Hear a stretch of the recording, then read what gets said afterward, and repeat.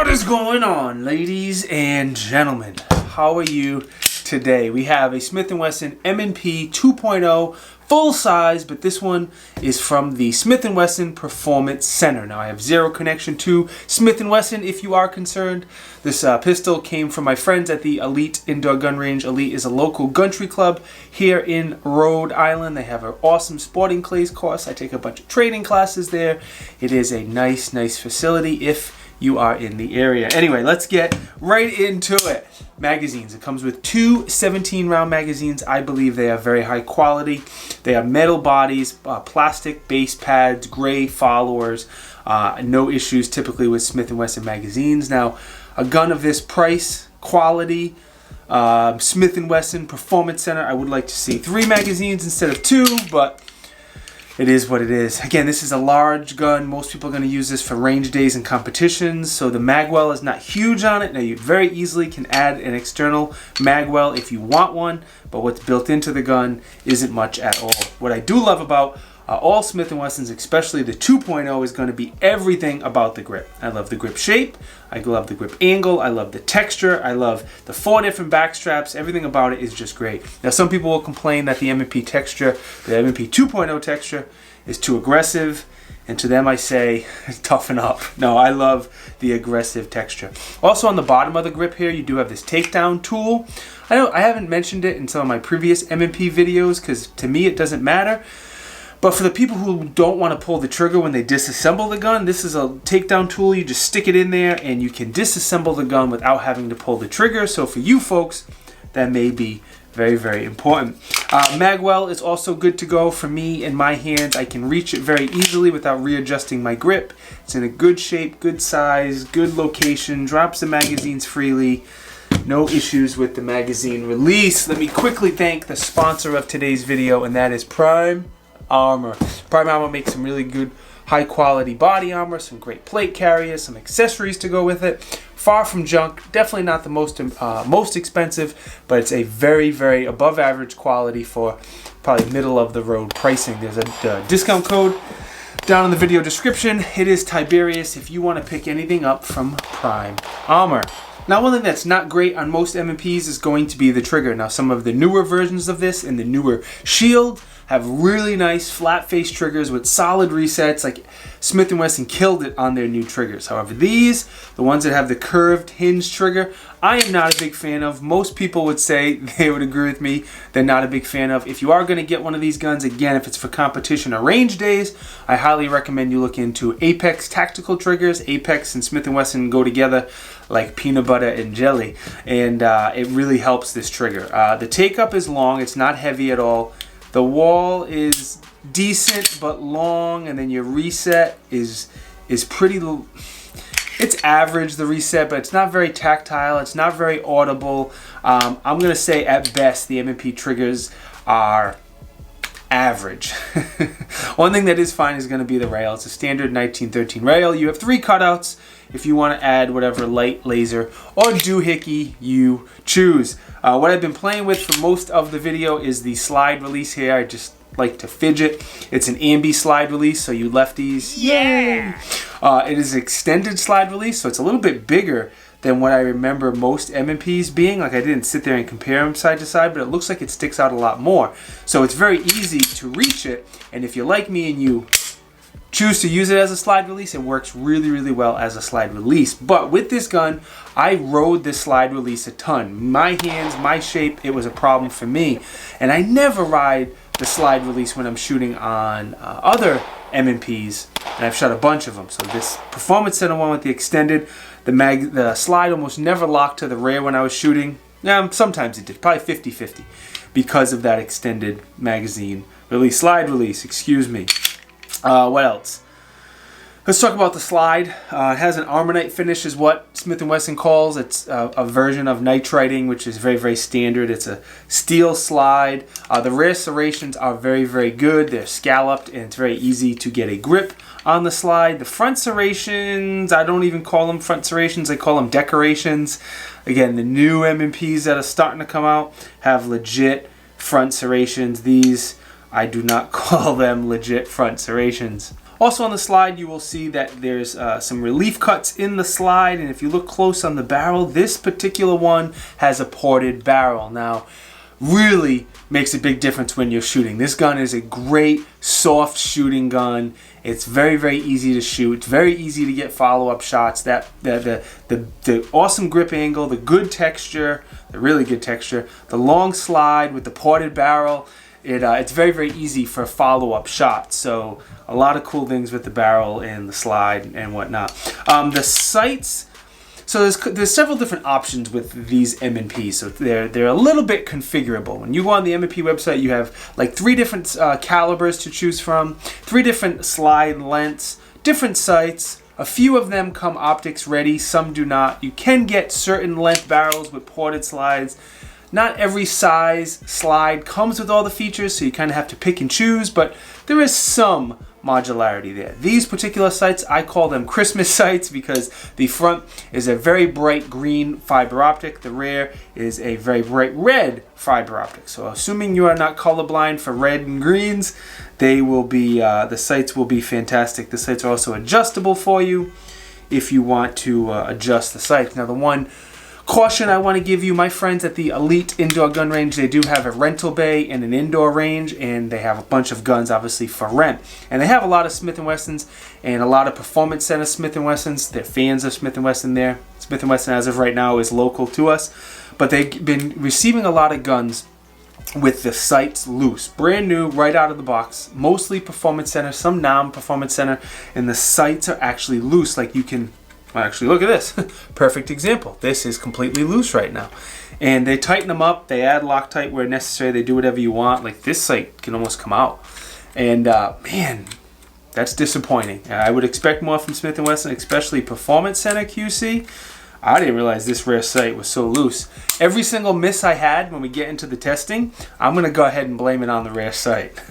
If you care how to field strip this gun, you lock the slide to the rear. Again, triple check to make sure the gun is unloaded. You can use the takedown tool to depress that little lever. For me, I do not care about pointing the gun in a safe direction and pulling the trigger. But when you lock the slide to the rear, there's a takedown lever. You just slide that takedown lever down, then you bring the slide forward, pull the trigger. Again, make sure the gun is unloaded, pointed in a safe direction, and the gun comes apart. Frame is very, very standard compared to other Smith and Wesson M&Ps. They have some really solid rails for the slide to run on here. I don't see or notice anything different from a standard M&P on this Performance Center. One thing that is different, it does have a captured recoil spring, and it is a metal steel recoil spring. I don't know if every single M&P has a steel recoil spring or if some of them are polymer. Oops. The barrel again here is very good to go, very clean, nice polished stainless steel.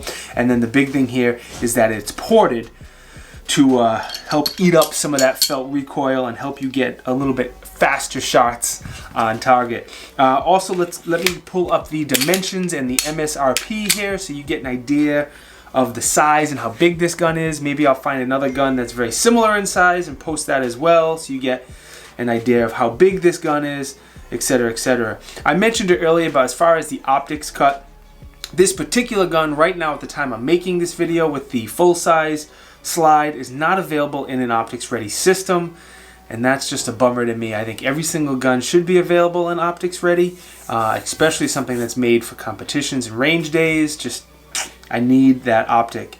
I'm sure in the future there'll be one available as optics continue to get more popular, but right now that is not an option. Anyway, testing. I brought this to the range several times. I brought it indoors, I brought it outdoors, I shot several hundred rounds through it, and let's get into that testing because I did a lot of different drills than I normally do. Alright, so this is the first shots at the range. Nice chilly New England day. And I like the gun at first. Again, I like the grip angle, the texture, the ported barrel. Makes a huge difference. Very, very little muzzle rise. But what I noticed is with these sights are really, really tall. I guess I'm going to call them suppressor height sights. I don't know if they're actually suppressor height sights. So if I turn the volume up and you listened here to me shooting, I had a lot of misses, and I'm only like 15 yards away from the steel. And I'm like, am I flinching? Am I anticipating or something? But no, I'm shooting high. And I never shoot high. Like, ever. I've never shot high with a gun consistently before, so it was strange. And I figured out it was where I was holding on the target. I was holding dead center, maybe up a little high on the target, and I was shooting over the top. So when I was taking my time and remembering to hold towards the bottom of the target, like a 6 o'clock hold, I was fine. I was nailing it. And then if I was shooting fast or going quick or doing a drill and I forgot, again, I was sending the rounds over the top of the target.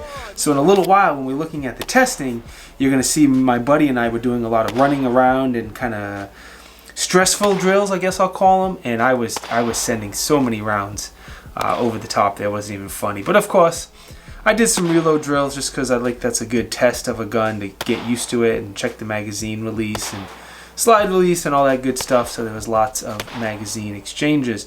I also set up some barrels. This isn't a drill I do very often, but it's something we did at the range the other night during a night shoot, and I wanted to give it a try with a pistol instead of just under nods. So we set up a couple barrels, and I ran this drill a couple different ways. The first couple times I ran this drill was rather quick, not in a defensive scenario, but more of like a competition, just to go around those barrels as quickly as I can with my skills and still get hits on target.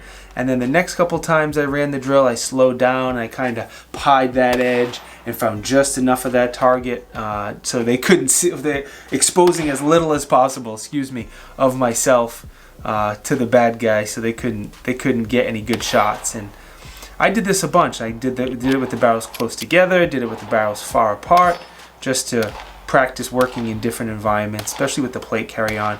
I haven't worn my plate carrier in a while in the warm weather, but now that it's cold, I like the extra layer of warmth, especially with the Valhalla tactical hand warmer you see there. Anyway, next time I brought to the range was with my buddy Johnny, and that's where the moving and running and gunning started.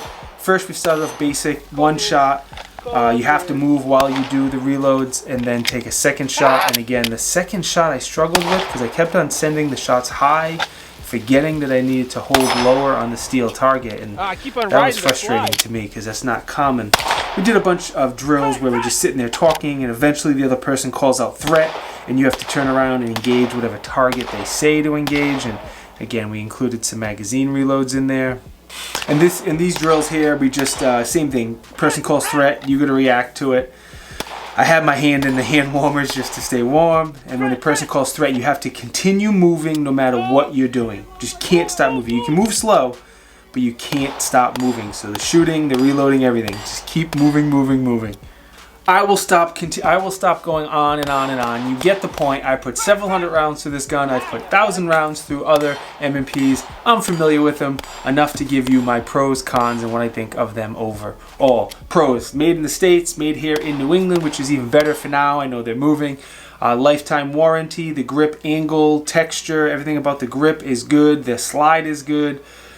The sights are very high quality. I would probably personally choose a different sight, but the sights themselves are really good. The rail's good. Overall, very, very solid price, especially for the price that the pistol. Very solid pistol for the price that it comes in at. I can't speak. As far as cons, the trigger is hot garbage. I'm not a big fan of the M&P 2.0 triggers. The new triggers from Smith and Wesson are significantly better, but these triggers here are just not really great. And why, again, I said that some of these are available in an optics ready version, but this big one is not, and that's a bummer to me. I think every pistol that's not a super budget friendly pistol should be available in an optics ready version. And then the front serrations on most of these M&Ps are kind of a joke. Once again, the new ones that are just coming out are significantly better, but these I am not a big fan of it. Overall, I think the M&P series is good to go. I think if you are looking for a gun, whether it be a smaller version of this for carry or a bigger one of this for competitions, and you like M&Ps and you like the rough grip texture, they are absolutely solid pistols. You can't go wrong with them.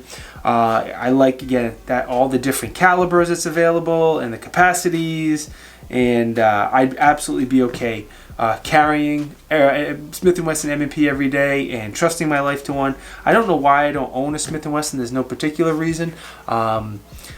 Now that the small shield is available in an optics ready, that's a great gun. And then carry like a Glock 19 size every day, or for a bigger option. This at competitions, I don't know. I should own one, but I don't. So whatever. Before you guys go, let me quickly thank my friends at the Elite Indoor Gun Range. Again, they are the ones who let me loan this pistol for the review. They're always hooking me up and taking care of me.